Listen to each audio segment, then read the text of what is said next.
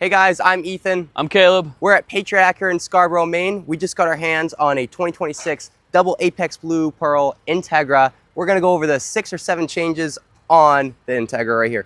Looks like first we got the color match grille. Looks really nice. That's a new change. Yep, they went ahead and added the aero kit as well. So you got your front lip and your side skirts.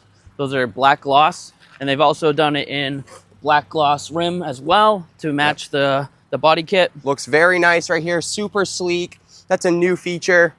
If you guys want to follow us on the inside here, they've done a little change for the interior here. Now we have yellow contrast stitching.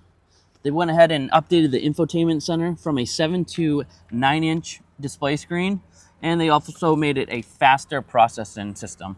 You're also going to get wireless CarPlay standard on all the new Integras as well. Wow.